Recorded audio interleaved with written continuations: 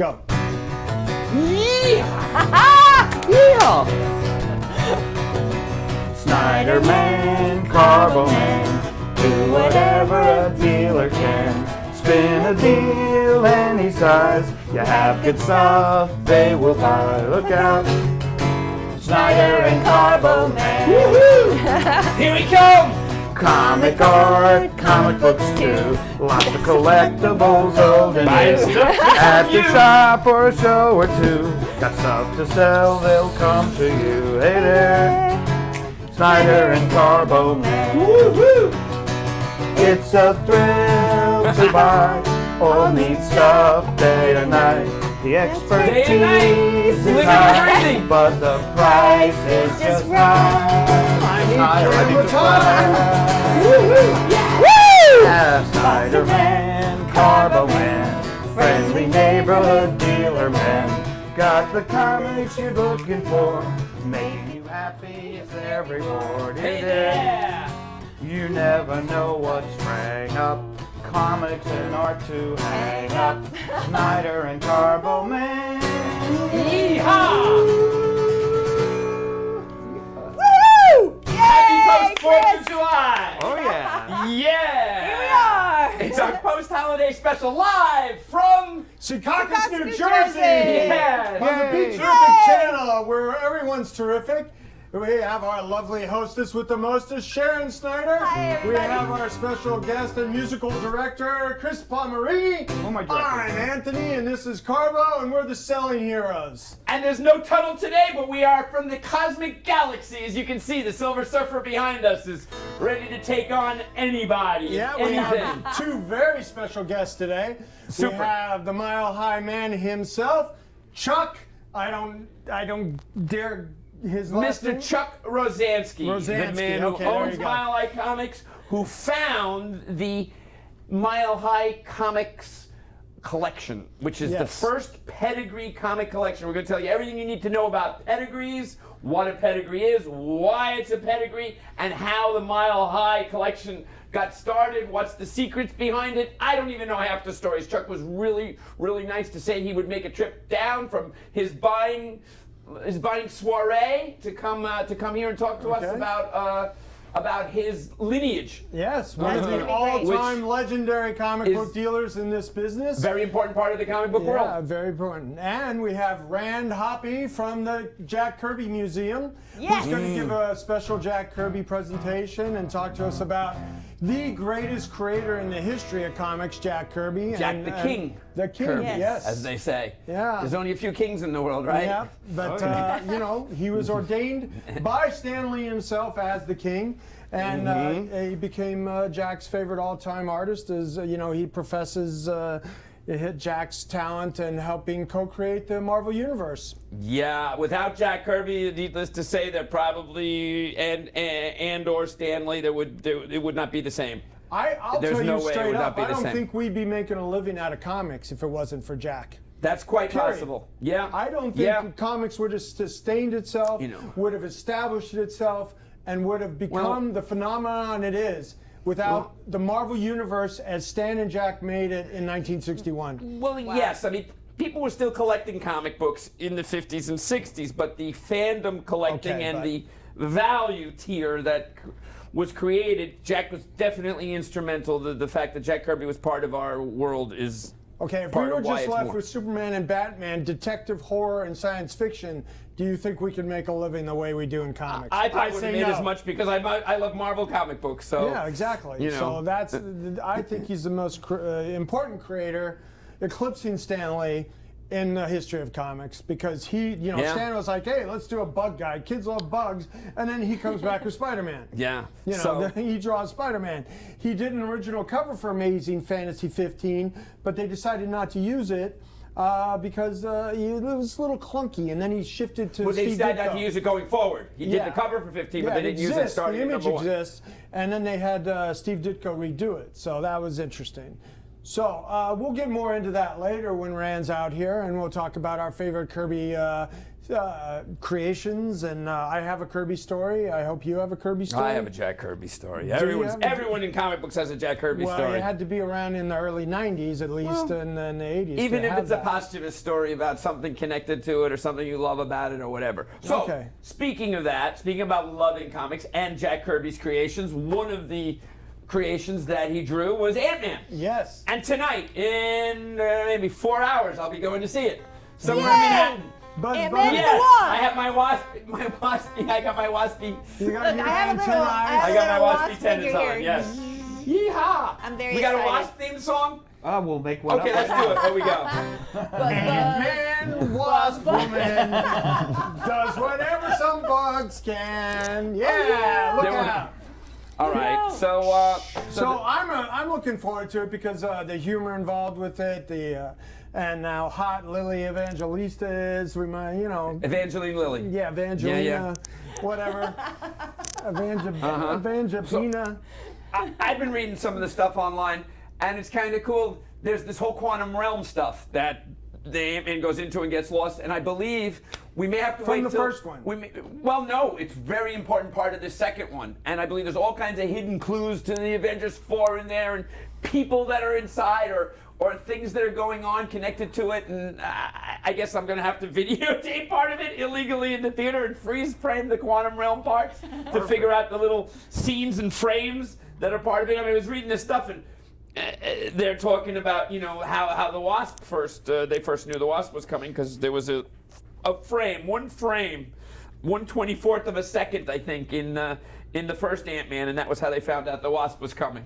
They saw her in the quantum realm. There she was. No, well, was that the original Wasp? No, in the first Ant, yeah, in the That got lost in the missile, or yes. okay, yes. And that's the one that Michelle Pfeiffer is playing. Yeah, okay. So Yes. we know that if Michelle Pfeiffer's playing it, she's in this movie. Right. I mean, but they found out about that in the first Ant-Man movie. Okay, so they go into the quantum realm and they bring the original Wasp out, and that's cool. I Yeah. mean, so we have that to look forward to. We have, so we had some Ant-Man. They're really Marvel's pushing them out. Here's like some Marvel's store. Yeah, that's a lot of it. Did this all come out in the last week this or is all, month? I went by a local comic book store, and that does Found new Where was comics. the those store? from the The new comic book store. Nice. I don't do new comics, so I Will mean, you I'm, be selling new comics in your comic book I'm store? thinking about it. You should. I gotta get an account. I gotta get organized. I gotta do that. I'll give you And Steve's number. You can give him a call. Yeah, please. Yeah, Steve Steve Geppe's the head of gonna Gemstone. take my starter store order. He will. Yeah, that's right. Well, what's He that will. guy that works for him? Jarvis? Jeff Vaughn? Jeff Vaughn. That's There you it. go. All right, great. I had Jarvis, Jeff Vaughn. That's the kind of the middle part. But so what's going on with you? Speaking of your store, okay, so we got into the movies now. Yes, it's one of the that's it. smallest stores being created in the country, only 1,000 square feet. But we have the guy who owns the largest comic book store in the country.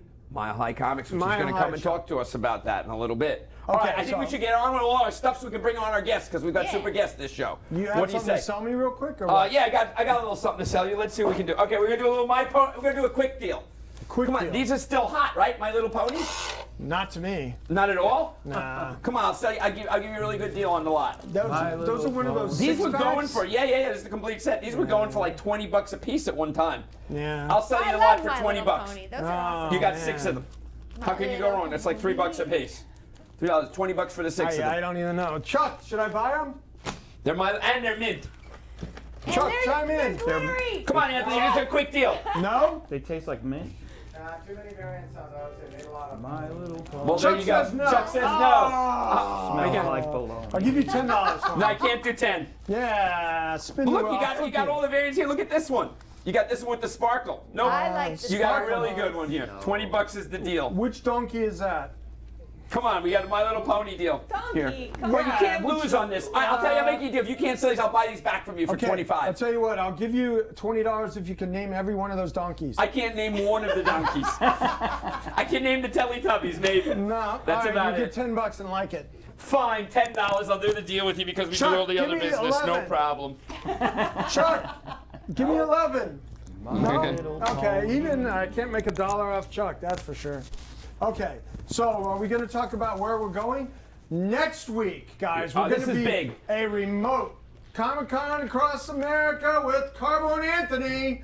Selling heroes. I'll buy it back for 15. No. So we're going to be Okay, yes, we are traveling. John Dalmanian's. John Dalmanian. Dalmanian's. I always get You it can wrong. keep calling him Dalmanian. So I got He'll enjoy that pronunciation when we get to his problems. place. What's his last We're name? going to be doing a live show from his store, Torpedo Comics, in Las Vegas. It's going to be 115 degrees, and if there's any World Series of Poker events still going on, I might not be there. So, have you got any other plans while we're on the road? I know you're going to be on the road with the We're gonna with go the to guys Las- from Be Terrific. Then we're going to go, Adam, our producer, is going to be traveling with us, covering us. So if you Yay. want to come and get shot I for might- the show, let us know. I might have a really big deal, a large deal that I'll be bringing in to work with John and possibly you on. It'll be Yeah, cool. 1,000+ CGC comic books. Well, John has some art deals he wants to do with me as well, so we will be covering And then we some have his show. He's fun got stuff. a show going on that Sunday. Yes, and then Right. after what is that? The Thursday. What day was that again? Thursday. What is it? Which one is it, Sharon? What are you talking about? LA? Las Vegas. Oh, Thursday is the 12th. 12th. Yes. Yeah. And then Sunday is the 15th, and we'll be at the LA Ultimate Collector Show. Yes. Now, I've been doing like a Sunday pop-up in not Las Vegas, in Los Angeles for the past few years, and now the other guys wised up, and John got involved, and Steve Wyatt got involved, your friend. but and now They're doing a real now we're doing a one-day real comic show. book convention, Now we're which doing- I think I might want to do here in New York. Come to think of it, maybe on or before or after the big Comic Con here in New York, it might be a good idea to have an all comic books show. Okay, well, No, you so- know my opinion on that. I've given it to you. I'm Yep. not going to state it here. I've given you an opinion. I think what you should do there. I don't want to talk about it here, though. Not Okay. right now. There Not you yet. go. And Great. then after that, we'll be at San Diego Comic-Con for that week. Mm-hmm. And we'll still And be then shooting who knows stuff. what happens after that? There could be deals that could take us to In Alaska. Texas. Yeah. Well, I have to You're drive going to back Texas. through Texas, and I'm doing pop-up stores in San Antonio, Houston, and Dallas. So come and look for me there. My schedule's Will we be available on filming my any of website. that? No, well, Well, you Adam's, could, and we could bring the Adam's footage. flying back. We'll like cover a little bit here and there. Okay. If you want to be on the show again, we can try to shoot some transactions with you if you let us know, and that'll be good. That'd So be what great. else? All right, you ready for one more deal before we bring Yes. a couple of our guests on? Okay, here we go. This is a really nice high-grade copy of the Atlas. So Marvel Comics, Timely Comics started in the 1940s. Okay, actually 1939 was the first Marvel Mystery comic book, and the Submariner appeared in that comic book. Okay, Marvel Mystery #1. Then the superheroes fell out of favor in the late 1940s, and the Submariner title stopped for a while. Then they brought him back for a few issues in the 1950s, and this was one of those rarer 1950s comic books, and really high grade. It is restored, but it is moderately restored. Actually, really slight. I think this restoration can be taken off. If you want to go in on me with that book, we can do. I'll sell it to you for $750, or if you want to go in on it with me for like $600, we can be partners on it and try and change the grade, maybe get it to be an unrestored comic book, which is something you can do with the comic because there's a really little bit of restoration. You can try and get it to be unrestored. Well, the color touch, you have to scrape off all the way through the paper, and it leaves a hole. Not always. Yeah, I had it done once or twice, so yeah. It's a really nice book. It's a nice It looking looks book. good. It's too Yeah. bad. Somebody You colored don't see in some those. black right there. I see it. Yeah. Is this a book you're interested in? We can make a deal. All right. Well, what are you thinking? $600. 600 even to me? If I'm gonna sell it straight out, that's. I don't even want to do that. I really think you can get that. I think I'd rather go in half with you. Half and half. I don't like going in halvesies. Halvesies, I like the whole thing. All the way. Whole thing. You know what? Let's table this and see where we go. I'm Okay. excited to bring our guests on. All right. Okay. So, I'm ready. He's Okay. been I your want to bring friend on. for- He came all the way from Allentown, Pennsylvania. by way of Denver, Colorado. That's right. Chuck Rosansky. Come on, Chuck. Yay! Hey. Welcome, Chuck. Thank you for coming. Hi, Chuck. Good to see you, buddy. Excellent, see you. excellent. All right, great. I'm just a handshaker. You don't have to hug me. Have a You seat there, kid. can have a seat. Hey. And that's my lovely wife, Sharon. She's a hugger. She's very huggable. Not a mugger. On a muggy day. Excellent, Chuck. Excellent, excellent. So, Good to be here. it is. In Secaucus, New Jersey, no less. There we are. Yeah. Yep. Hey, you know what, Anthony? Speaking of Secaucus, New Jersey, didn't you go to we're still in the Big Apple. Didn't you go do something this weekend? Did you go to see a rock group? You were telling me? Oh my God. Yeah, but they were at Madison Square Garden. And who'd you go to see? You too. You too. Yeah. It was great. Yeah, right? was You two's okay. great. I mean, Big Apple, man. There's always something good going on, right? Yep. You came So down what- to do some yeah, buying. What brings you to the Big Apple area this week, Chuck? Well, I'm a drag queen, so aside from doing comics, I was out at Fire Island this weekend in a gown, and I participated in the Invasion of the Pines. And so that was a huge success. There's nothing like... Did they make an R-rated invasion of the invasion? Is that anything like Invasion of the Sorcerermen? No, you got 300 drag queens on a ferry, and we're all headed out there. And when we dock at the Or Pines, 300 there's ferries on a boat. well, yeah, of course. But there were 5,000 people waiting for us when we got to the Pines. And it's like a rock concert. It's amazing. Wow. Absolutely, it's an American cultural institution, and being able to participate in that was, I hope, not a once-in-a-lifetime experience, but it was just amazing. And that was this weekend? Yeah, Was that this and weekend? so now I get to buy comics and pay for the trip, and but it's nice. Everyone should have a hobby. Mine just involves gowns and makeup. So Mine is still comic books. The gowns and makeup, maybe that'll come later after I get rid of all my comic books, but I don't know. Sharon has a That's cool. hobby of cosplay and makeup and wigs. Yes. So I Yeah. love wigs. I have yeah. every style, every color. I like your wasp outfit today. Why, thank you. I'm really excited for the movie to come out. I'm That's really looking cool. forward It's to cool it. as heck. Oh, really nice. the wigs on? No, I don't do the wigs. Oh, but he's got the Elvis wig though. oh yeah, the Elvis wigs. Yeah. Have The it. other tell you king. what, son. The other king. All right. So, Chuck, one of the reasons I asked you to come on to the show is to really tell me some of the secrets and the origins Okay. of your, I guess, you were always buying and selling comic books as a kid? Yes. Kind of? No, not kind of. I started No. when I was 13. Yeah, Uh-huh. he's just And like so- you told me this story. Yeah? Like your parents Yeah. would drive you around in that station wagon, right? Yeah. I used to go and buy comics and sell them to my friends when I was 13, 14 years old. And I've sold $200 million in comics since then. Wow. Yeah, so I get around. Early 1970s, those were the good days.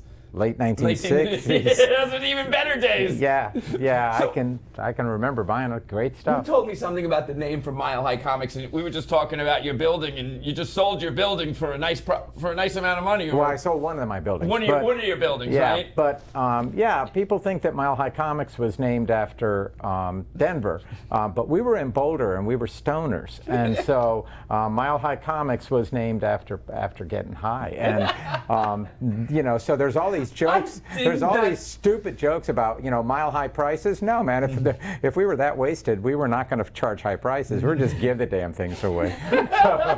That's great. Yeah. That's great. And one of the reasons that your buildings is sold is because they just rezoned part of your part of Denver, Colorado for the pot laws. Oh yeah, the whole economy. You got lucky. You stepped in pot. No, so and to I sold a speak. Jack Kirby book. I sold my Red Raven #1, and I was trying to get $500,000 for it. This was in the documentary that I I had made did. you an offer for that. That's actually on film. That's right. Yeah? But the thing is that I didn't get the $500,000 out of the book that I wanted, but I managed to get $160,000, and the $160,000 was the down payment on the Jason Street building that I bought. I bought it for $1.6 million, and just last week my insurance company told me I had to insure it now for $7.1. So I've made $5.5 million in the last 8 years just owning that building. We told you to invest in comic books. It's good. Well, you can trade comic books for real estate and then leverage that. But all that illustrates really is that it doesn't matter how hard you work. It doesn't matter how smart you are. What really matters is how lucky you are. Are you in the right place at the right time? You do have to make right decisions. And my decision to sell my Red Raven #1, my favorite book, and what I arguably think is the best Jack Kirby And that book. was from the Mile High collection. Right. and that was my last big key book from that collection. But I leveraged that book into a $5.5 million gain, and I'm now made for life. So if I went around and run around and wear gowns and everybody says, oh my God, he's too weird, I'll never buy another book from him, well, screw me.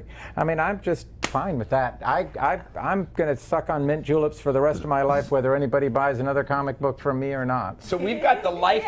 So in this way, this Mile High collection has started. It kind of, I mean, you'd already been doing it, but it kind of really kicked things into gear. It did. Then you have it at the end here, kind of solidifying your, in a way, like you just told us, it helped create the next phase. But it was sort of when I sold the Red Raven 1, that was like my last magic. That was tough. I remember when you brought it out. It was really. You had it on a briefcase with handcuffs attached to it. But that was really hard. Yeah. I mean, geez. I mean, you know, the comics business went into recession. I almost died from West Nile. We went $3 million into debt. There were moments in time when it seemed like things were fairly apocalyptic. And to have it all turn on Colorado passing the marijuana law, and what happened, all the warehouses that were not in close proximity to schools were rezoned to grow pot indoors, because there's no outdoor growing in Colorado. It all has to be in controlled indoor facilities. And as a consequence of that, anybody who was owning, you know, a building, especially concrete buildings, and I had already had one, and then I bought the Jason Street building, which was the second one. We made huge capital gains. So I made over $1 million selling my little building. Wow. And that just fell from the sky. That was not something where I was prescient. That was I remember talking to you about it at the time. I remember right before that, you were just finally getting it from the bank to own them. You were really going through changes to make that happen. You know, you have to be really humble about these things, because it's not you. It's not, you know, working. This great American dream or belief that if you work hard and if you save and if you struggle, that's a load of crap. The system is loaded against you, and those people that are in power will steal your money one way or another, whether it's through overpriced drugs or by killing you when you go to the hospital and sending you a bill for $100,000, or screwing you on your federal tuition. My dad's still alive. They put him in the hospital a few years ago. He said, "Get me out of there," and he's 92. He just turned 91 a few weeks ago, and I watched the 4th of July with him, and he's still alive. And not in the hospital. Right, but when you go in the hospital anymore, they take all your money, and all of this is controlled by the richest families in America, and the tax system now is geared towards them. So what I'm saying is, you can work harder than hell and buy and sell comics and collectibles all day long, but at the end of the day, you got to be lucky. Anthony, how are the pot laws? How's the things in Moonachie? Are you working on keeping that warehouse? Go on, your warehouse in Moonachie might be a nice one to buy. Yeah, that's not happening in my neck of the woods. No, we can't make not that in the shadow of Giant Stadium. Is there going to be? No, but they open the sports book maybe at the Meadowlands. That might get some attention. I think you should. Why can't we create some kind of little sports betting parlor or a comic book? Because it's state-owned and run. So let's pay the state their taxes and make it work. But Chuck, I'm very interested in the origin of the Mile High collection. The origin, how nice. Yeah, the very most famous pedigree collection in the history of comics.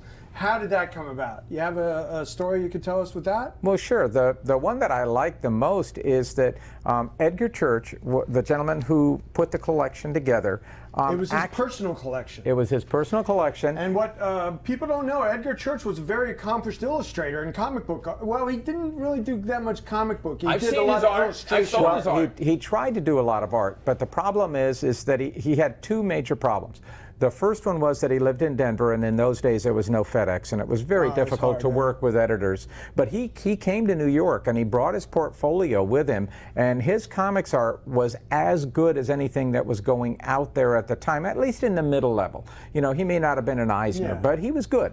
And I've never really seen much hero stuff, but it was more like commercial work. Yeah, he did Centaur type work. Yeah, that was a type of commercial work, like, you know, and advertising, that stuff that could be applied to. He did great animals. I've seen stuff he did animals, you know, and that's kind of. Well, he had the Green Cobra was his main hero. Okay. And I've got still some of the stats from what he did there. But, you know, the second problem was that he wasn't Jewish. And in those days, in the New York comics world, it was very advantageous to be Jewish because a lot of the jobs were given to people because they had connections. With Stan. with No, any of with the whoever editors. the editors were from the comics, the Yeah. heads of the DC From Atlas. and Timely. Yeah, Stan was just a young kid as a I mean, writer at that DC point too. really wasn't hiring Jews at the time, though. There was kind of a gentleman's, Yeah, but it was really hard for somebody who was, 1,000 miles away or 1,800 miles away, and then also who didn't have any connections to try and get a job in New York publishing at the time. But Okay. anyway, what made Edgar Church to me really interesting was that he actually originated the concept of pull and hold. And right now, if you're a comic book collector, it's very common for people to go into a comic book shop and to ask for comics to be set aside for them. yeah, And- subscription basically Right. holds. Well, Edgar Church in 1938, yes, 1938, went to a newsstand by the state capitol in Denver and asked them to start saving one copy of every comic book that came out. And he started, his first new book was Action Number 1. Prior to that, Wow. he was getting used comics, so he had issues of New Fun and New Comics and Just straight fun. But those were also in nice condition and part of the Mile High pedigree. they were bought used and then kept under the same conditions where it was cool, dry, Right, no light. okay. Yeah, but they were used to begin with. A lot of them actually had the name of the newsstand or the place where he got them, and they traded 2 for 1 and they sold them for a nickel. So he was buying used comics for a nickel, but these were all part of his theft file. Some of the Mile Highs have stamps on them? No, No, they have right, actual glued in pieces of paper that say such and such swap and exchange store, we trade comics Wow. 2 for 1, or we sell them for a nickel. Oh, interesting. And this was now in with CGC, it's hard to 1937. see that because it's encased in glass. You can't see the Right, but actual this, little. this was 1937 that he was doing that. But in 38, he heard that Superman 1 was, or Action 1 was coming out. So he went and he the asked ads, for whatever. Action 1 to be put aside for him. And they started, yeah, dude, how crazy a story is that? Wow. And he then started getting them, Action 1, 2, 3, 4, 5, 6, and the only book then afterwards that he got that was used, he didn't get a Detective 27 new, he got 28 new, but he didn't get 27 new, and he didn't 27 get... is the first Batman. Right, and he didn't get Superman number 1 new, and as I understand it, and you could try to verify this in the business, but as I understand it, Superman number 1 was not sold west of the Mississippi for some reason. How That's the interesting. first time I've heard that. I've never heard that either. I've heard that it sold so well that there were second and third printings of that, but they're so hard to tell. There's a minute thing, like almost impossible to tell. You'd have to pull out like a dozen of them I and think find they the sold differences. so I've well never on heard the that East either. Coast Yeah. that they never Ran shipped them out. west. I think that'd be and interesting, so too. he had to Look track into it later. down used, but he was buying certain issues that he missed used in the very early 1940s. Wow. And there were guys like Claude Held up in Buffalo. Claude Held. Oh, I bought him out once. Well, Claude Held was already Twice. selling collector comic books through science fiction fanzines in the very early 1940s. So what we think of as a relatively new phenomena has actually been going on for a long time. And Edgar Church really deserves credit for being one of the pioneers, not just of buying and collecting, but of setting up mechanisms so people would set them aside for him. And therein lies part of the deal for what a pedigree is. Yes. Right? Yes. You know, a pedigree is something that's special, a little different. Well, most something of the that's- pedigrees that I deal with are either publisher pedigrees or they're private collector pedigrees. In order for a book to get a private collector pedigree, it has to be something that was purchased by the original owner, Yes. generally off the stands.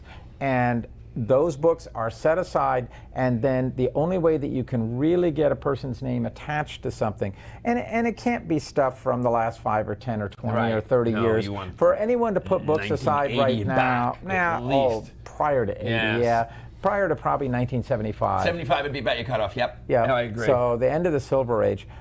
But even then, it has to be noteworthy. It can't be a bunch of rags or things that were either purchased used or were made used by constant reading. It has to be something that really stands out to where a collector is going to say, I want that. Now with the Edgar Church books, Edgar Church's books were stored in a closet. It was a giant I walk-in wanted closet. you to talk about that some more. Yeah. And Was in it the cedar? No. Did it have cedar No. elements to it? No, or it had nothing to it. In fact, a couple of the books, like Marvel Mystery #2, actually have a little bit of silverfish damage. So okay. there were, and that was on the back cover on the top. So there were a few books that got damaged, but they would be probably the ones that were sitting on the floor. Edgar did not put his books in order. He bought those books because he wanted them as a theft file, and that's said very kindly, because a theft file was what artists put together in the days before clip art.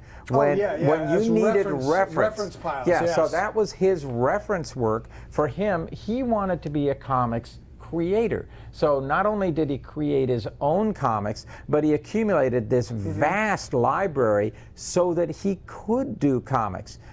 And the way that he funded it, he worked for the Mountain Bell system. Remember back when before Ma Bell. AT&T? No. He worked for Ma Bell, but he was there when they created the Yellow Pages.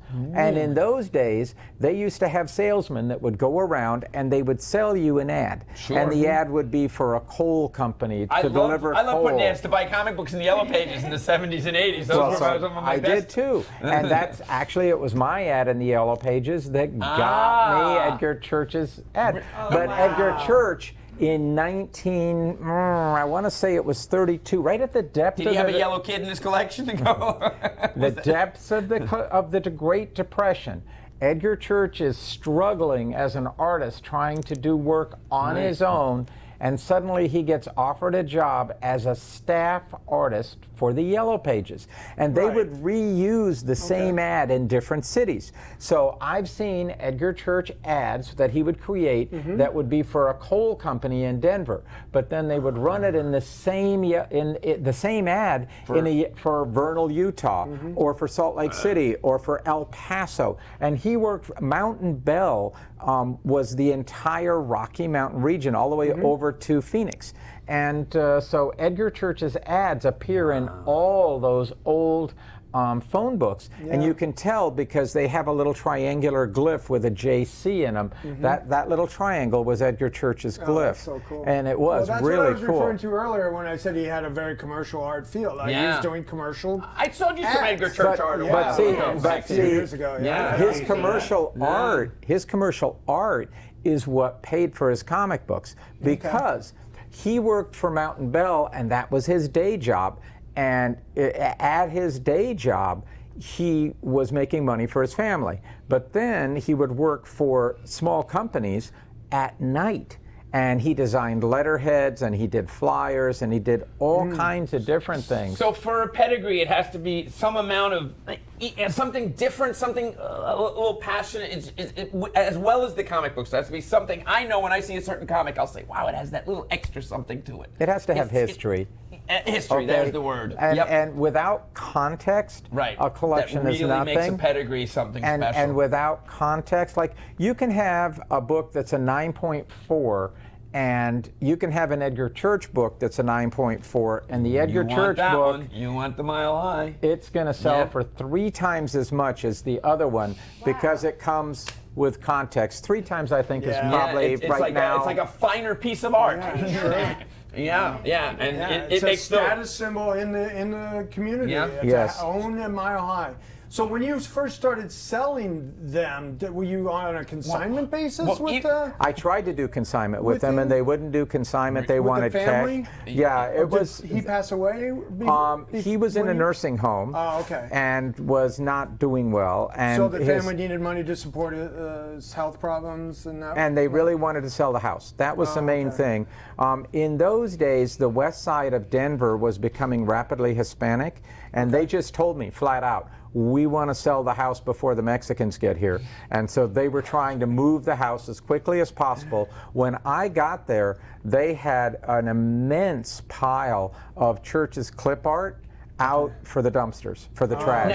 And that included originals. And I'm not, when I say an immense pile, I mean a pile 20 feet long, like a cord of wood, 20 feet long, 3 feet high, and these were legal boxes. We need a Mile High piece. Legal boxes. Mile High. No, legal boxes. They looked like books. Okay. I know what you're Okay, saying. listen. They looked like books. Okay, when you clicked them shut, they had a little. They were made in the 1920s, and they had a little clip, and they would click shut, and then they would look like a leather-bound book sitting up on a shelf. Okay. But when you opened them, then you could put loose pages inside of them, and I found lots of his original art inside of those.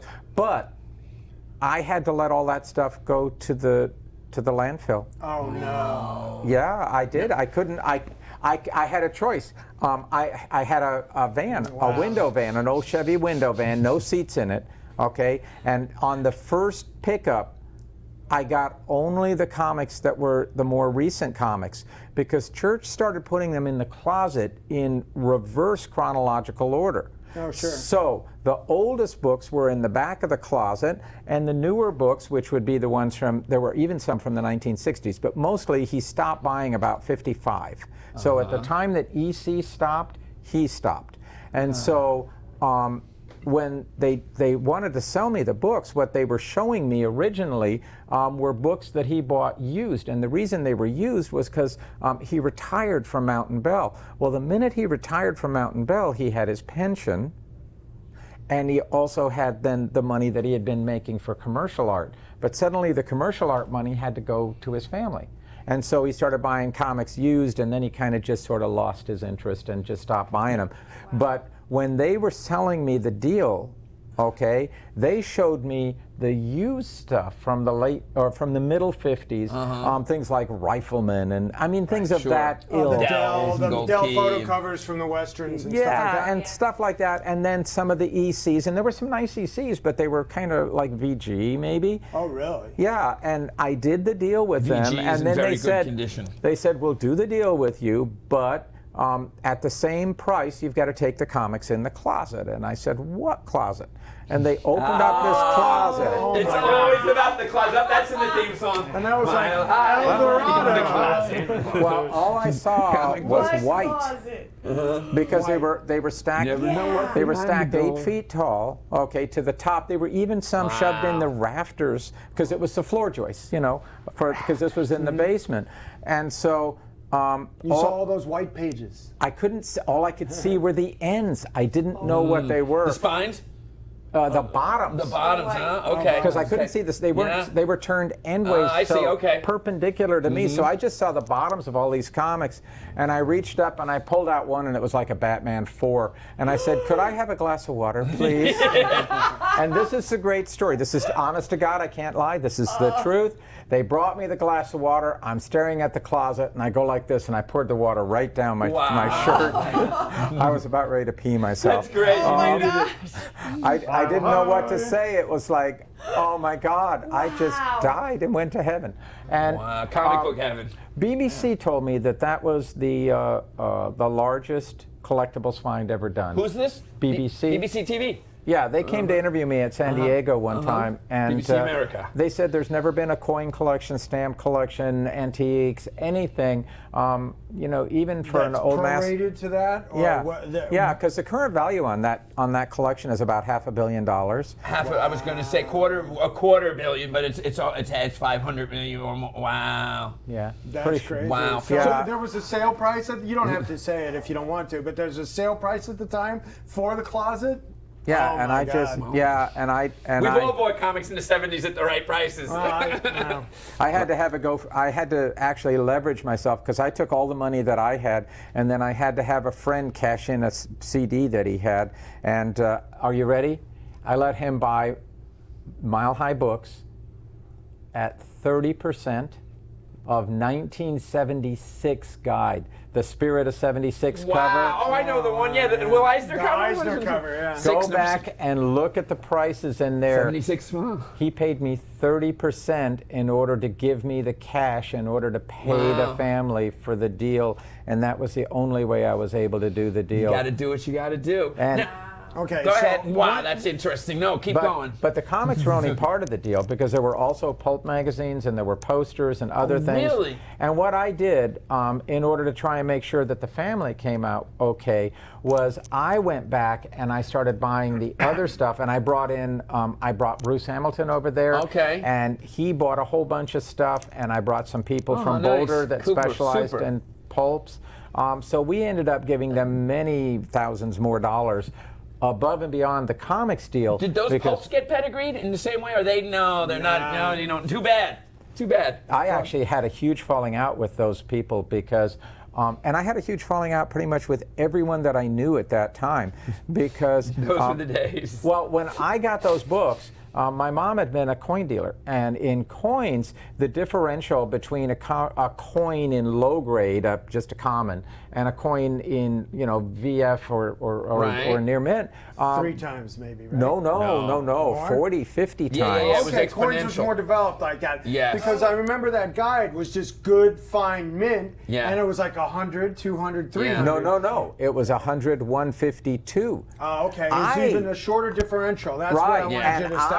Yeah. I pissed off, and I mean enraged, the people in the comics industry because I said I'm not selling them that cheap. I'm not going to sell any 1950s book in high grade for less than $5 because Overstreet had a lot of them at $1 and $2. I said $5 is my minimum, and I said I'm selling them all for guide and a half, and if I really like it, it's double guide. And you might have been one of the first people to do multiples. Or I was- guys I started was that. the first guy. I That's was why the it pissed first everybody one, off. but I was the first. I lost every friend I had in the comics business because they all said you are one greedy SOB. How about that? You bought And these. in retrospect, everybody should have bought everything they had from you. Well, guys that were smart went in and pillaged me at those prices, and then the people that made the real money I didn't make the real money on the deal. The real money on the deal, my only payoff was when I sold the Red Raven and I got the building.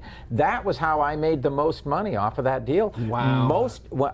I was selling stuff for chump change back in 77, 78, Now, when 79. did you buy the Mile High collection? What year was that? It was January of 77. January of 77. Wow, okay. So it's been 41 and a half years since I bought that deal. I So was do you 21. remember the action one? Wow, though? 40. So it culminated just almost recently. It just kind of saw its fruition in the last, you know, with these. There's a dentist in Yeah, Virginia that I've has heard it. that story, right? And he's turned down $5 million cash, and he turned down $5 million. That was, And that's never 10 been years graded, ago. that book. Do you No, remember it's- the condition on that action one? yeah, it's really high. There you go. If it was the first book he bought and it had been pulled, like you said, so chances are it was super, super Yeah, and the great. thing that makes it just unbelievable is in tiny letters it says church on it. Oh, really? On the front goodness. cover or Yeah. inside? On the front cover. That makes that's the book. There Because you go. that's why I know they set it aside for him because it has his damn name on it. Oh, wow. So And the the- subscription guy was writing his name on those, and there's some with those Nope, name nope. on it. Just that one? the action one. After Wow. that, You know, we That's could offer to cool. trade that $7 million building for the action and see what would happen. Okay, but did you handle that action one? Did you sell it yourself? yes. Okay. Yeah, and unfortunately, I didn't get that much for it because What I was sold guide it. at the time? Do you remember? Like $1,000? No, 76 was Well, 77. That the was guide more, at the 3 or 4 time that grand. I sold it Five? was about 10. Oh, 10. Okay. And I sold the action 1 through 10 for 50 grand. Okay. That was And a good amount of money. It was I a mean, huge amount of money. Amazing at that but time. I yeah. had a bookkeeper who was ripping me off, and I didn't know it. And we kept running out of cash. And so I ended up having to sell those books, and I sold the Marvel 1 through 10 same way. I sold those for 50 grand. But see, that's the thing, is that you can get yourself all head up and say, oh my God, I had these great books, and they passed through my hands, and I coulda, woulda, coulda, shoulda. Screw that. You can't. Right now, I own 10 million comics. I have a great building. Yep. I have a huge farm up in Boulder. I'm really, by most people's standards, rather quite wealthy. And so I had some good luck. I had some bad luck. Good things happened to me. Bad things happened to me. You can't go in life on the basis of what you've lost. You have to go in life on the basis of what you still have and the blessings you received, and just be eternally grateful for the love of your family.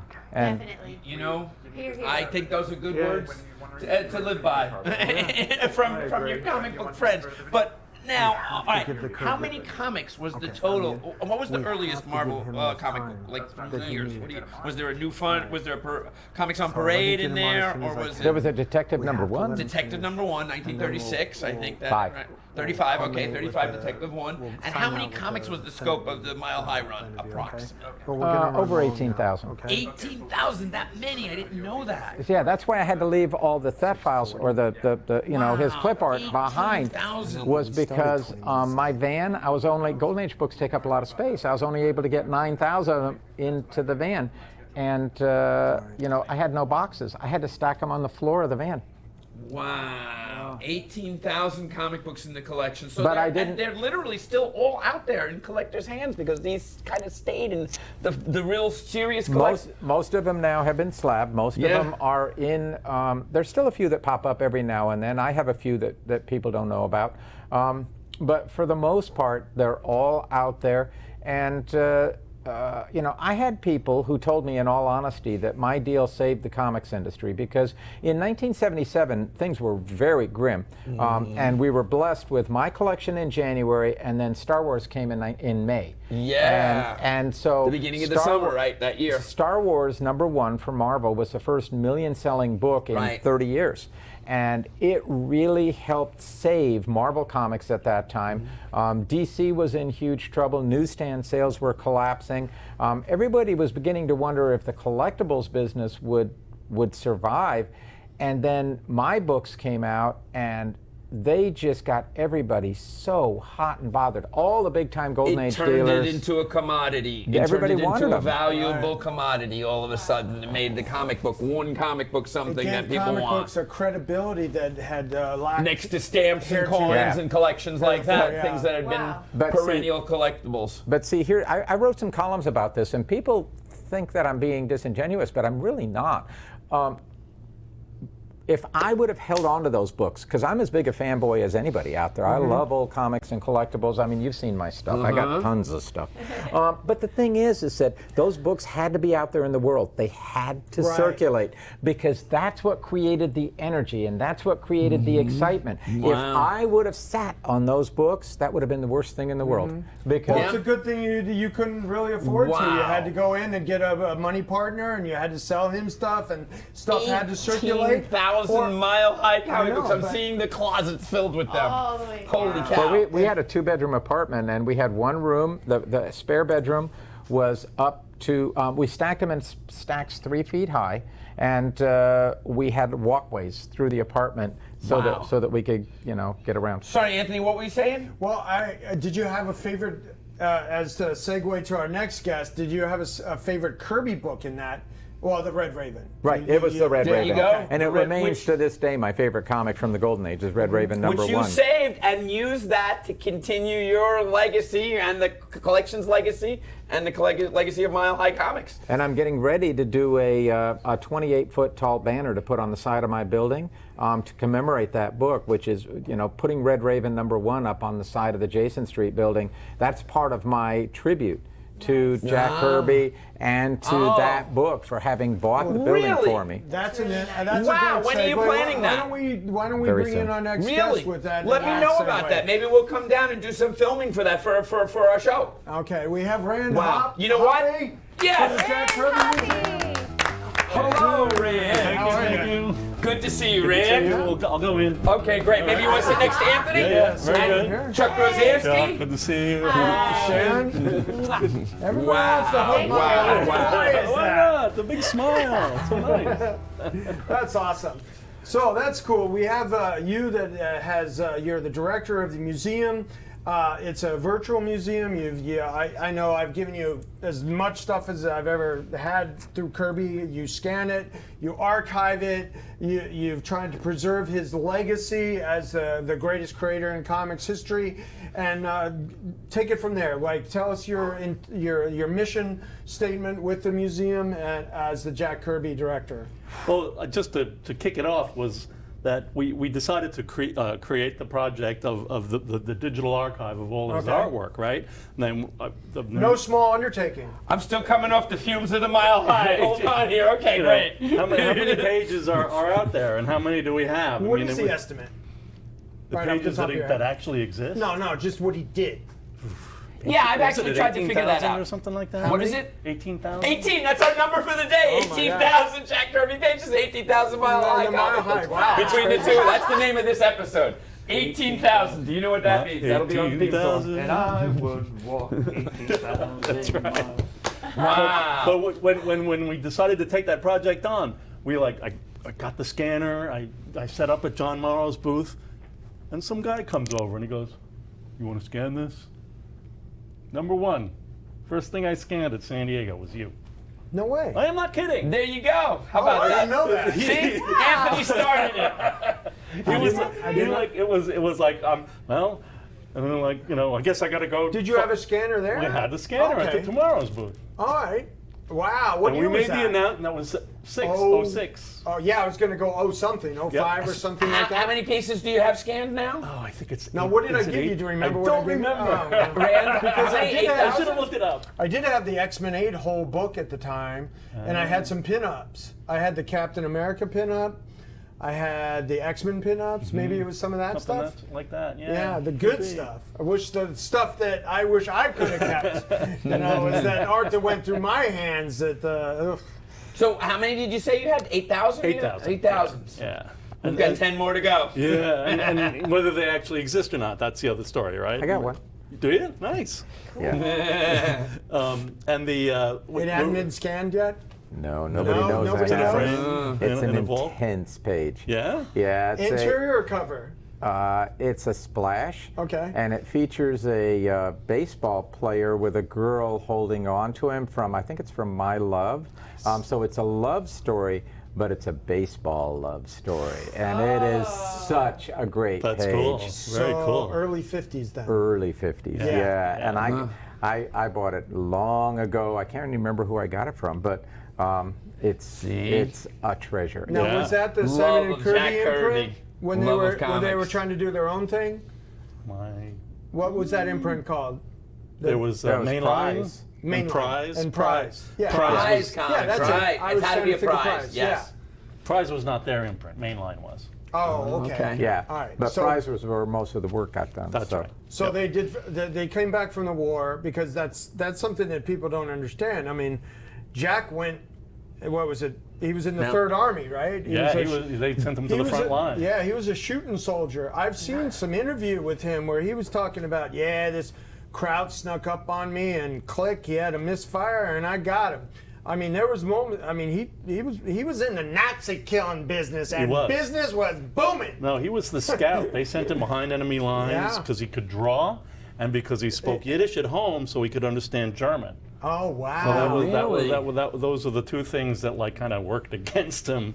You have other guys working on movie posters or whatever. The comics guys didn't necessarily go Yeah, to the Eisner front. was doing instruction manuals, Right, like right. back home. Yeah, he yeah. wasn't in harm's Joe way. Simon was riding horses on the Chesapeake Bay for the Coast Guard. Oh man!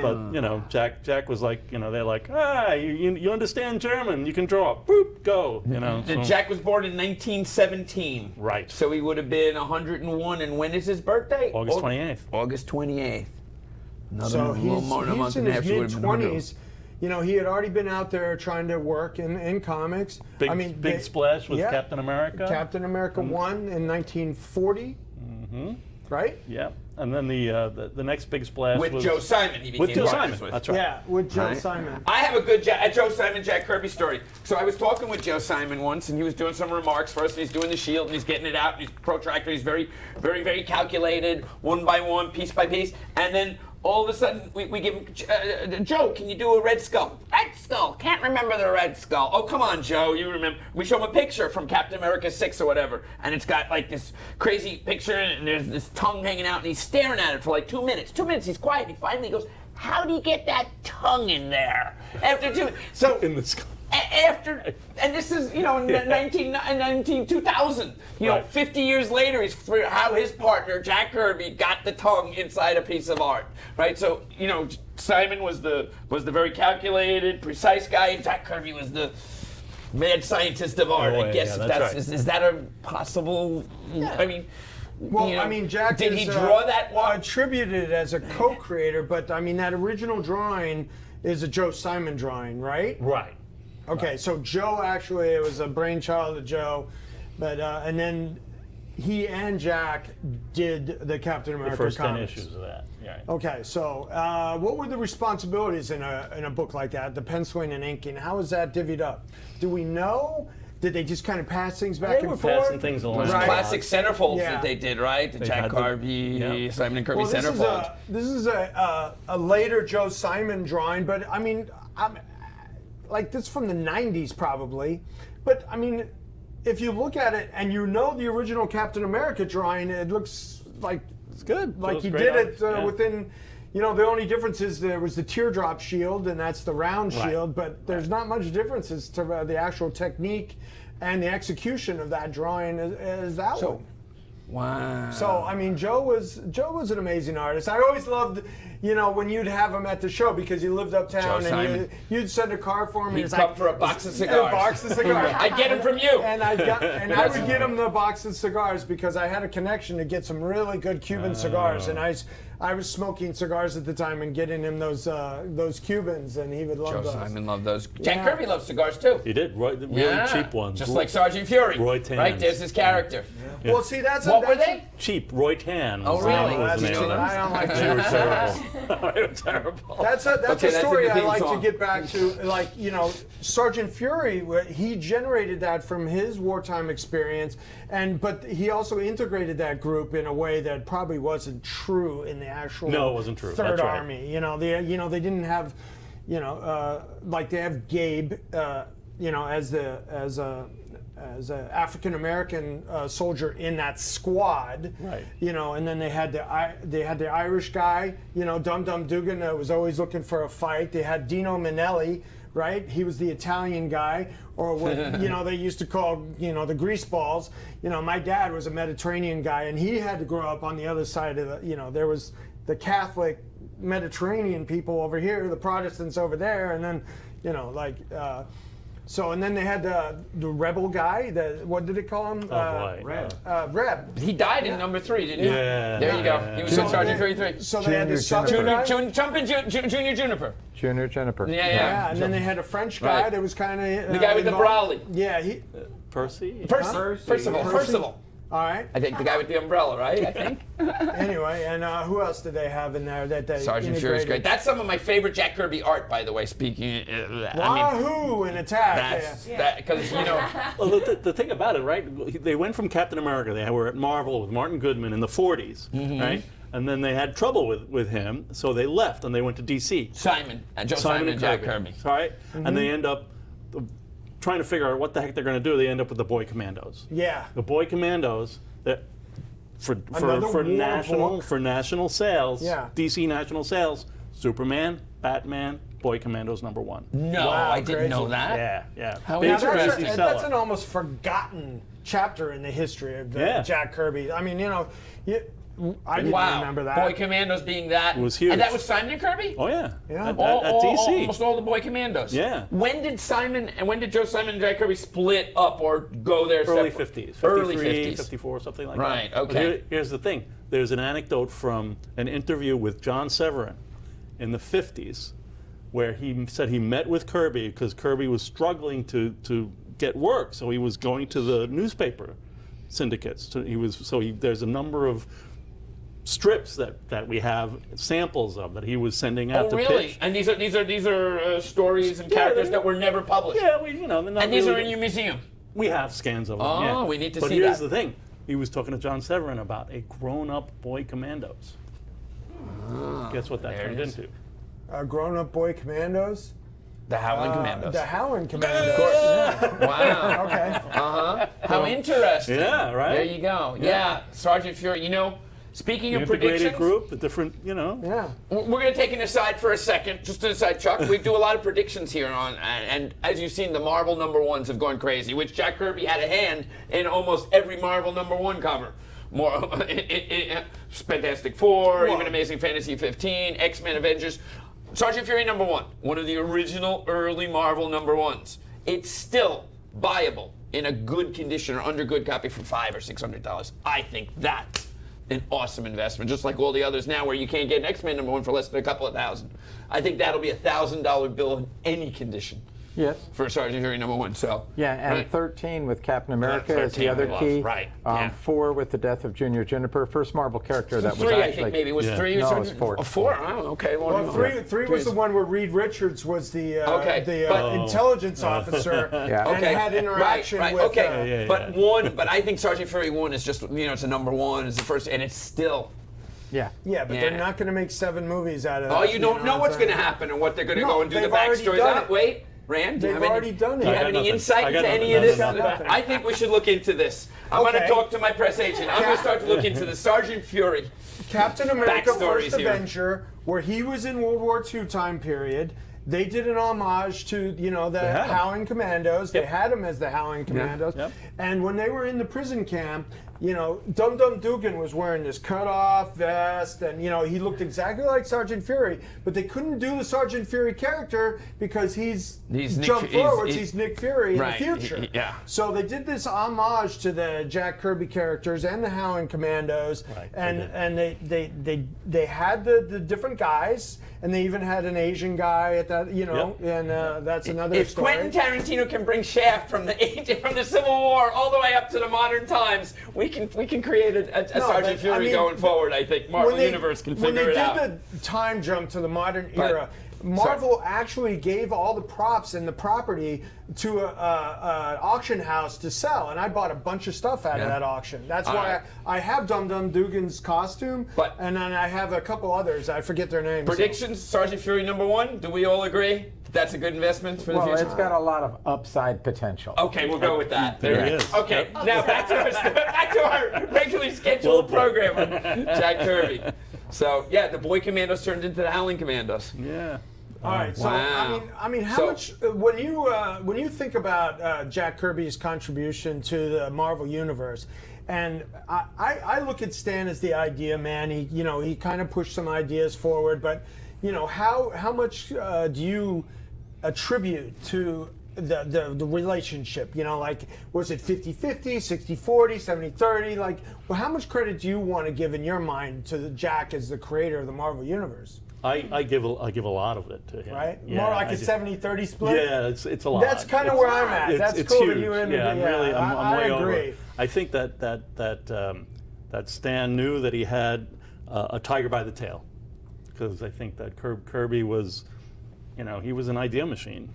Really? Yeah, and I mean, the you can drawing say, I want a machine, bug story guy, I want, how about we, this Dr. Jekyll and Mr. Hyde guy, but then you have to make it happen. You have gotta to come draw back with it. the You have 21 to- pages, yes, right? Yeah, that makes all the difference. I mean, he brought him to life. And then Stan wrote the dialogue, and the dialogue, you can still read that stuff today, but I mean, the actual design elements of those characters is what's key within my mind. Jack Kirby art just. I mean, did you want to show us some? We some were of this? talking about Jack Kirby art before. Well, let's the take a- difference between Picasso and wanna show illustration some of art this and stuff? fine art. I still look at Jack Kirby art, and that's the stuff that gets me, that gets my mind going, which is I what like good this. art is You supposed want to to show do. this Sure. because Jack Kirby grew up in what would be described as the Lower East Side Jewish kind of tenement.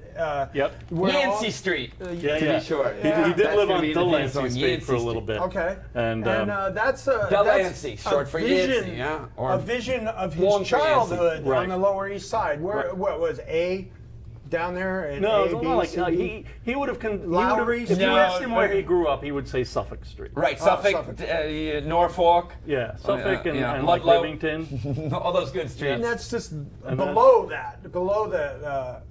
the so the Lower East Side. Yeah, Essex. And he this is a spread that he this is a print that we made, and we did a small edition of this this spread, which is part of a 10-page story. That's the only explicitly autobiographical story that he ever drew. When did he do this? I think it was 83. 83. Well, it was it was was done it? when Okay. he still had his chops. Let's put it that way. I mean, that's a beautiful. There's Yeah. foreground, middle ground, It's background, amazing. perspective. Do you know where the original It's the to mark that of is? a great artist. I have a guess, but that's all. Yeah, it's Yeah, in, we don't- he doesn't wanna it's in talk the about extended it. family. It's in Yeah. the extended He family. didn't really part with this stuff. This stuff Wow. hasn't really circulated Isn't that as great? far as I've All seen. right, so Very we're, cool. so we're starting to look at some art. Here's something that I brought, which is I wanted to ask you about this. So we start, Anthony. You start talking about Jack. Involved with Joe Simon. They split up in the '50s, and then the Marvel Universe started in 1961, and Jack was there, and Stan. And then they created the X-Men, they created the Avengers, and Fantastic Four, and all the great characters that we're familiar with now. And then Jack worked with Marvel comic books until 1969, was it? Right. Right. And I think there's this page in the end of Surfer number 18, the Yes. last Silver Surfer. Yes. And what is he? He's screaming, and he wasn't getting along with the powers that be at Marvel No. at that time. Nope. And he jumped ship and went to DC comic books. Right. And created his Fourth World, the New Gods Forever people, and which are now just people, in the last few years, people are just realizing now how great that art is. Well, and what happened was that I think around 1966. Yeah. He actually there's that story where him shows up, who then ended up becoming Adam Warlock. Oh, okay. With the Beehive Yeah. and Alicia. That in that story, apparently, Kirby had a particular idea for The germ of the Fourth World, the cosmic Well, world, right? it was like he had the idea for what the story was going to be, but then it got when it went back to Stan. Stan changed the. I might not get this right. He changed the benign scientists into evil scientists. Oh, how interesting. And Jack got quite upset about that. That the story had been changed so much. So right around then, Kirby decided that he was not going to give Marvel any more of new his characters. character Characters. ideas. Wow. Yeah, I've Right. heard that. So that he when- kind of tanked at that point He was and just wanted kind- to save his stuff. He saved his stuff, but he kept working. He still had Yeah, ideas. yeah, He had yeah. all this stuff going Yeah. on that, it was Amazing. just amazing artwork. And- So some of these items He- here were his new character This is- drawing designs for the Asgardians. This is some of my favorite stuff by Jack Kirby.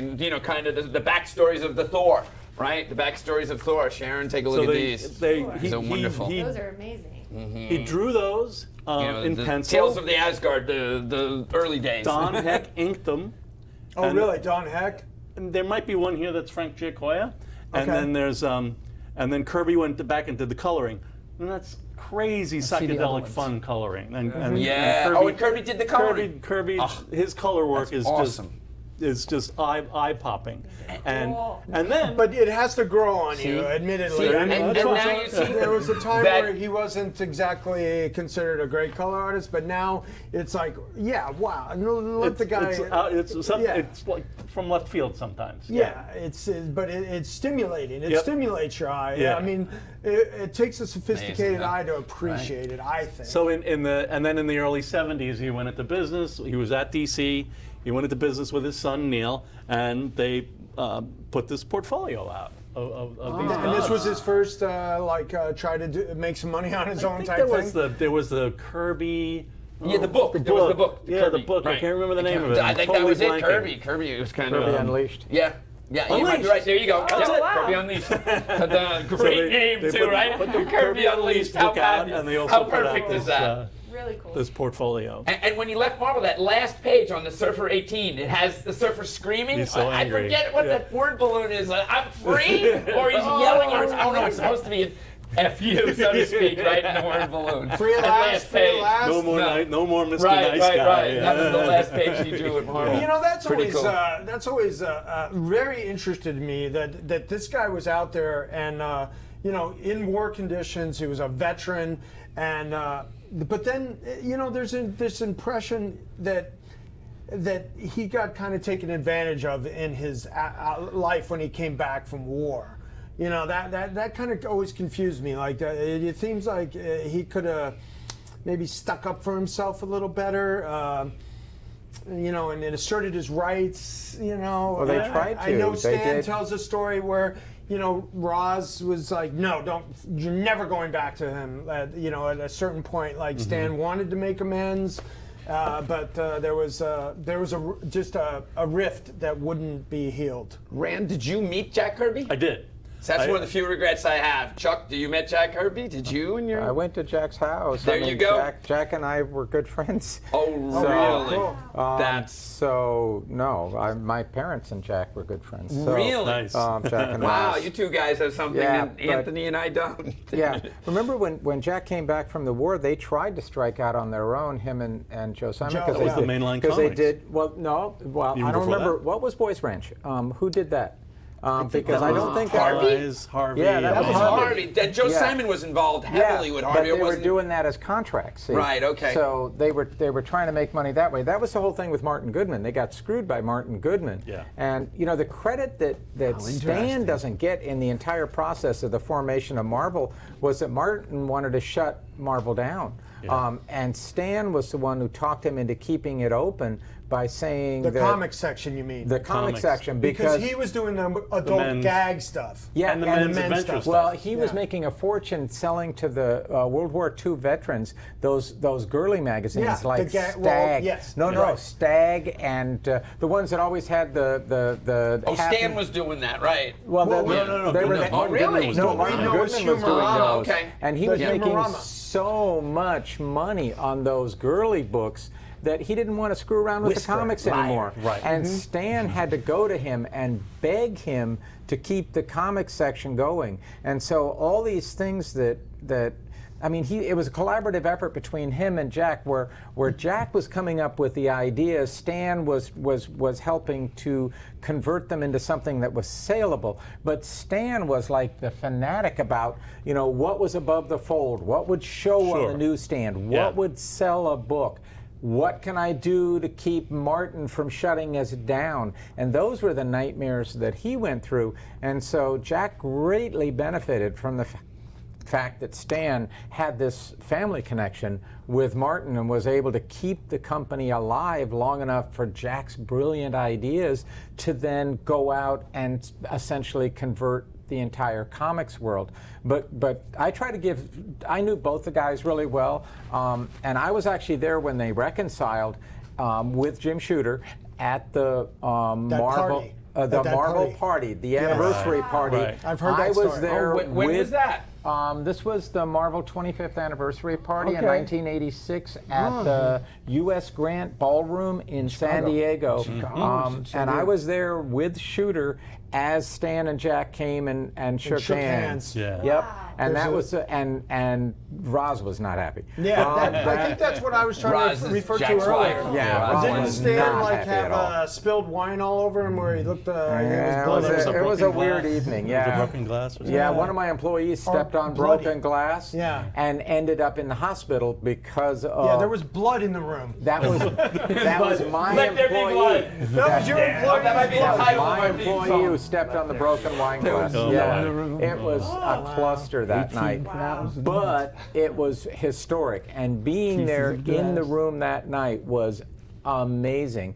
And I knew both of them independently, and so for the two of them to get together was really, really cool. Wow. Well, what So- was Stan's? What was Jack's? What was his stance or his opinion with how he was treated, or what could make amends to him at that time? It was really rough because he saw Martin making immense amounts of money. I mean, when the National Gallery had a show, a Monet show, they were missing a Monet, and it turned out that Martin Goodman's widow contacted them and said, "Oh, it's hanging in my house it's in my house in Florida." Palm Beach. Yeah. And they picked it up after the war off of money that they made from the comics that people were getting paid work for hire on. And the dichotomy between the wealth of the very few, the elite, and then the people that were actually out there doing the work, Right. that created a huge conflict. And Stan was seen as, in Jack's eyes and Roz's eyes, as a minion of those who were the oppressors, essentially the exploiters. And so trying to reconcile the fact that he had much to time work do for I this have to sit guy, with these and guys yet right at the now? same time Done? the two of them, You wanna cut it to was the- magic. That when the two of them got into the room, Stan's ability Why don't to we craft just not things do the into a interview and just saleable continue form, with this conversation, that was the because thing we'll that never Jack have these lacked, guys is back that he again. really lacked the ability All to right. convert things into something that would Yes. pop, that would sell. And Stan's problem was that he needed Jack because Jack was a genius, but it was genius that was raw material. And so yeah, I give credit to both of them for a collaborative effort that was absolutely fantastic. You know, So you're a 50-50 guy? way more than that, because I think this is, I don't think it was 50-50. I was almost like 100-100, because the two of them were creating into Yeah. something Yeah. that created, the sum of the parts was much greater than either of them could ever have done individually, because you got to think about it. Like If- my marriage. Well, why would Stan or Jack not have gotten rich in the 1950s when they were working independently if they were so damn smart and talented? Answer is neither one of them was that damn smart and talented without each other.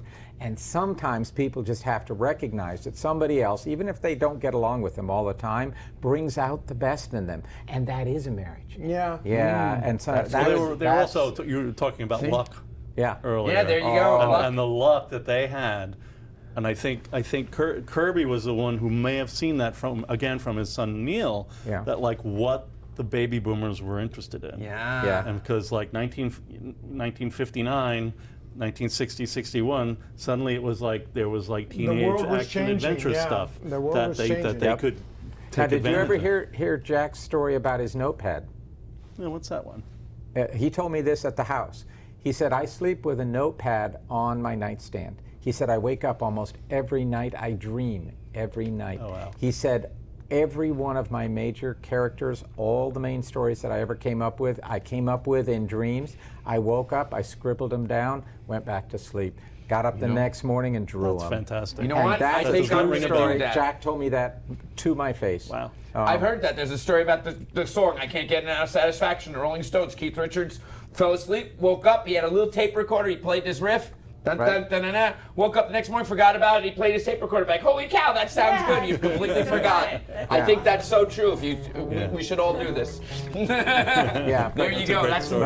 I didn't know that about Jack Kirby. Oh. Wow. Yeah, there's another thing about Jack, which I always That's I'll tell you the interesting. weirdest thing about Jack. Okay, all right. Tell us. I think this is to me it was just batshit. When I went to the house, one of the things that blew me away was there was not another piece of art by anyone in the house but I Jack. used to hang up a lot of his stuff. Why else would there be? I mean, No, but- come on. If you're into art, if you're into aesthetic, you're going to be enjoying the works of other people. I mean, even if it's a Leonardo da Vinci or something, you know. But there so was not prolific. another piece of that. You went into Jack's house, you saw Jack, and that was it. And I think, to me, what my interpretation, this is just me, my interpretation was that he felt slighted by the world, and that he had been underappreciated, and that Stan's megaphone, and there was never a Jack's soapbox. It was Stan's soapbox. Sure. And I think Jack felt grossly underappreciated for the work that he'd done, and I think that was absolutely valid. I don't think that Stan could have done diddly without him and the other great guys that were working for him. I mean, even the guys that don't get credit today, like John Verpooten, that kept everything running at Marvel. And Marie Severin, who kept everything going when the money was not there. Right. These people kept Stan going, and in the history of the company and in the history of comics in general, they deserve a huge amount of credit. But Jack felt underappreciated, and I think that the way that he manifested that was to just really overwhelm anybody who came by his house. They knew Yeah. that they were in Jack Kirby's house. Wow. There is photos of his downstairs area, the Drawing studio room with the fireplace and the pool out the door, where he does have a John Severin They were friends. Yeah, I took them to dinner. Indian splash, like a Native American, beautiful thing, and it was From Kirby Prize color. Comics. Yep, they worked together at Prize. I took them when Jack came out. Jack and Roz came out. I made a mistake because I just didn't think about the fact that they were older. But my favorite restaurant was a place called Matam Fez, which was a Moroccan place, and you ate with your fingers, and they washed your hands for you and all that kind of stuff, and the food was phenomenal. And where was this? This was on Denver in Okay, Colfax. in Colorado. Oh. But you had to sit on the floor on cushions.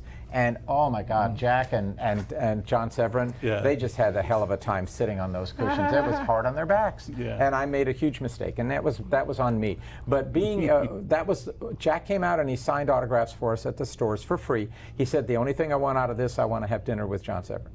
Wow. That's great. So I was able to be the fly on the Let wall. me ask you, there's a story that not a lot of people know about. Okay, that was it. Mike Maneely, the artist? Joe Maneely. Oh, Joe John- Maneely. Joe Maneely, yeah, the artist. Yeah, okay. So from the 50s. there was a point at that, like in the 50s, he was working with John Severin, and John Severin told this story that I've heard, that he really did the Black Knight, right, and that sort of that material. He was actually Stan's favorite artist at that time, and he got drunk with John Severin one night, stumbled home, fell on the train tracks, and got killed. Yeah. Heard Now that. that guy, Joe Maneely. and that was it kind of took him out of the equation, and that was another reason why Stan really focused on Jack eventually. Now, have you ever heard that story? Or No, I've heard that story. I don't know much about him at all. Yeah. No, Joe I know. Maneely? Yeah, I know that at the time that that Jack was working with Stan, he was also working with other companies at the same time. He was hedging his bets. I mean, he was taking work with Martin Goodman and with Marvel, even though he thought the company was going to go under, because they had lost their distributor. Well, they were Atlas still, right? Yeah, and they were trying to find something new that would work. But the thing is that DC took over their distribution in 1956 and limited them to eight books. Well, there you go. Right? But they had titles? They had 8 titles, but what they did was they made them bi-monthly, and that way they could do the romance and western books. Remember, they were still doing those. So they still had the 8 Millie books the a month. Model and the Two Gun Kid and Patsy Hetty, Gunsmoke Western. So they Kid still Called had Outlaw, those Rawhide. lines going, but then they had the kind of science fiction hero lines. And what they had to do, they were begging with DC all the time because DC controlled their distribution. Right. And what happened was when Martin sold out in 1969 to Perfect Film and Chemical, they married it up with the distribution business that they picked up out of the train wreck of the Saturday Evening Post. Correct. So they got the Saturday Evening Post distribution network and then married Marvel up to it and then blew up the titles. And that's where you got your Silver Surfer #1 the 68 and the Explosion or Shield. whatever, right? All those new #1s Right. resulted. Iron Man, Submariner, the Yeah, but it single resulted issue. from them escaping DC. And the minute they escaped DC, they started pounding them into the dirt because their stories were better. But Jack didn't get a penny out of that. And so here you had Martin selling out, and he didn't get that much money. I think he got like $10 million. Right, and they started all the reprints, Marvel Classics, Marvel Collector's Items, Marvel Tales. But and $10 million in 1968 money? 68, 69. Yeah, it was real money. But the important thing is that none of the work for $50 hire million people today. got a penny out of that, to the best of my knowledge. And so here you've got, again, the economic overlords who are exploiting the work for hire guys. And they're making out like bandits. Right. And the poor guys down at the bottom end, Stan's in Beverly Hills driving his Rolls Royce. I mean, it's really obvious to Jack that he's being, exploited. And Roz just seethed over this. And so, if you're starting to look at, why did he go to DC? Well, DC ended up not being any better. He ended up getting screwed there too. Right. So he came back to Marvel, and then he got screwed again. Yep. And he came back to Marvel and created the Eternals. Yep. That's right. And started with that, which now is becoming part of the Marvel Comics universe. And that's a I book, believe speaking that. of The collectibles, movies. that blew up. Unbelievable! I'm still freaking out on this Ken, one. oh. And as you realize, and you look at it, it's great Jack Kirby original art. It's always been absolutely great. amazing. And Shoulda, coulda, woulda known it, but there you go. This was a $5 book 3 years ago, and Yep. now what? 300? Yeah, 300 Two, in nice shape. 300 in Two, the 300. nice, Yeah. in the Yeah, high, and, high grade. yeah, and Yep. it was a $5 book 3 There you years go. ago, and everybody laughed at you. Forever. Power of comics. Now, in your museum, is there? How do we go to your museum? How do we find out about your museum? How do we get more information about Jack Kirby? See more stuff. By the way, what we've been talking about has got to be a part 1 of a part 2.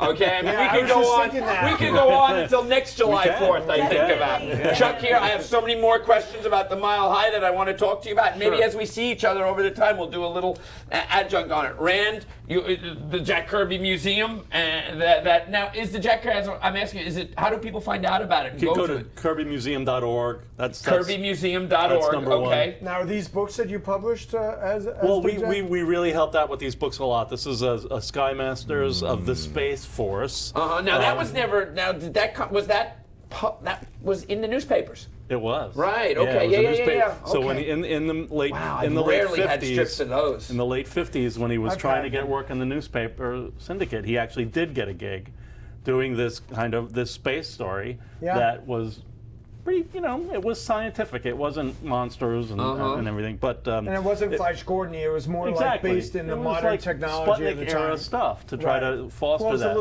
little future, Yeah, like gotcha. near future they call Right. it. I said. And should say. it had never been the Sundays had never been reprinted completely in color. So this amazing. Now, I've That's had a cool few stuff. of those over the years, And and they're they- like this big. People can get that Yeah. stuff by Yeah. order. Speaking of this big, you had something that now it's going to the San Diego Comic Convention. We'll probably get some photos of it there. This giant 2001: Space Odyssey. giant Okay, so maybe in a treasury. month or two when you come back, you'll bring it on after San will. Diego. All right. So We also now, have this one that we made. you did a pop-up museum. There was a pop-up, Yeah, and I yeah. came to that pop-up museum. It was down somewhere in Allen Street. Oh, the Allen. Yeah, Allen you came to Street, Allen. right? Yeah, Yeah, down in the- We've yeah. had 2 since then. Right. Oh, really? Yeah, Okay. on Is there Warren. another one on the way? There'll definitely be, since we just did one in early May. Right.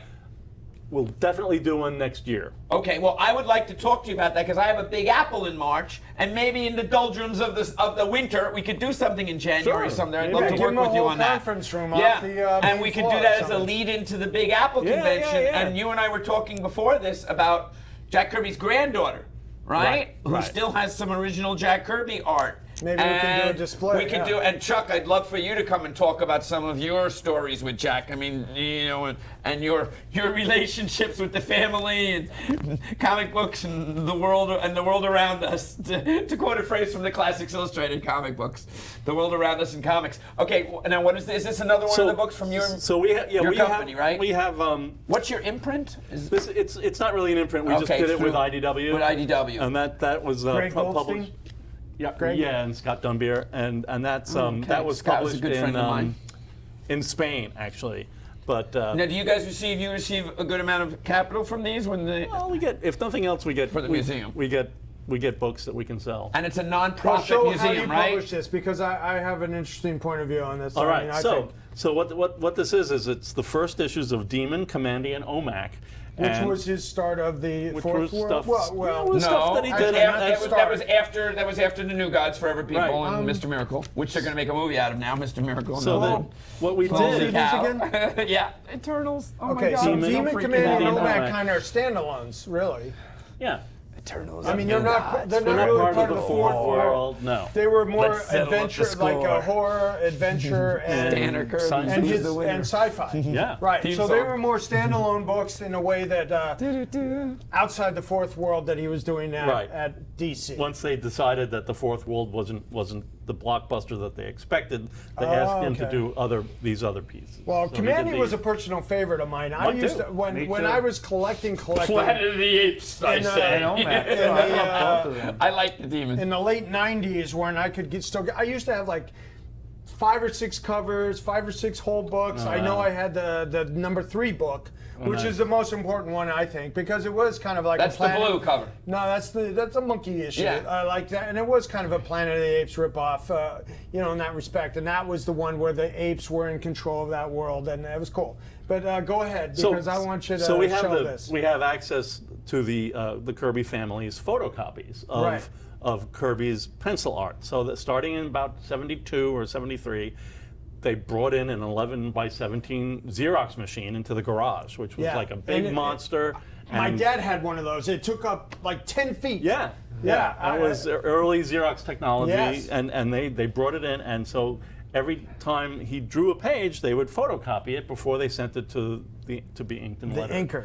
So we So we scanned have the tracking it all. of all this. We've scanned it all. So this is a printout of the pencil The pencils? photocopy, and then this is a scan of the original art. So That Mike Royer inked. That Mike Royer inked and Yeah, lettered. that's a Royer, great. And actually, the Royer. whole book is all Super cool. Mike Royer's work. Oh, on, really? On Kirby, yeah. Oh, okay. So we, Oh, he did his, the number his one, name yeah. is here. So So now, Mike Royer was a guest at Big Apple last year. Yeah, he was great. but this is where gonna have him back. Jack was trying to take back a little bit of his power in the way that he hired the inkers to work for him. that's right. It was. And that's an important point because like he wanted to control his aesthetics and he wanted to control the On these eventual- books? Yes. On Demon and Command, Yes. so through the Yes. DC world, they let him work that way. Yeah, was They the gave him that. editor. So He took kind of- back some of his power there, and he That was mid-70s. And Yeah. I have an interesting story about that because like the first time I met Jack was like in the early '90s. So the first time I was walking around San Diego Comic-Con, and he was in a wheelchair and not doing any. Oh, you I don't- did meet Jack. No, I I didn't didn't. I didn't talk to him, but there was a pile like this, like 2-3 feet high, of just full of complete books from the '70s. Wow. Thibodeau was selling them. I never, Our friend Mike Thibodeau. I never met the Devil guy Dinosaur. before. Oh no, this was Captain America, Commandy, gosh. everything, Yeah. and they were $1,500 for a complete book, or $2,000 if the cover was there. Wow. And I go up to the guy who's selling them. I'd never met Mike Thibodeau, and I'm like, oh man, I'm out of money. Will you take a check? He's like, I don't take checks, and just blew me off. So I couldn't buy a whole book. Too bad. So that's why. Should have came to me. I would have cashed your checks for you. Well, I didn't know. I don't know. I don't even know if I interacted with you at the show that time.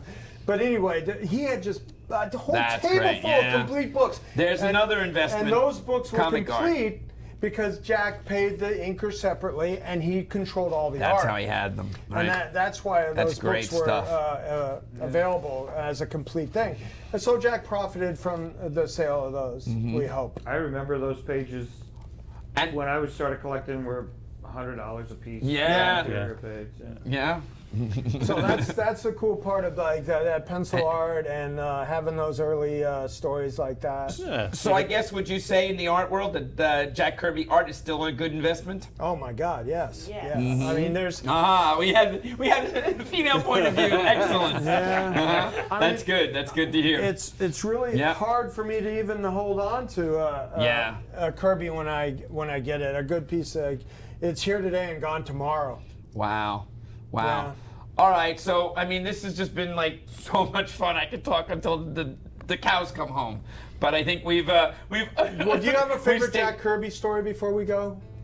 Not really. I think we've been going over some stuff, and you know, Jack was just a super nice guy. I gotta say that every year he would come up at San Diego. He would actually wait for me if I was like off in the restroom or chasing some comic or something. He would wait at the Chasing the booth until comic, I I love came that. back, So this is 80s. yeah. I can Early remember 80s? at the El Cortez Hotel. Oh, still at the El Cortez in the 70s. I remember at the El Cortez, my favorite, okay, this is a very short story. I can remember Jack being out by the pool schmoozing with people because he loved to talk and he loved to schmooze with people. And the El Cortez has a pool in the center and interior balconies.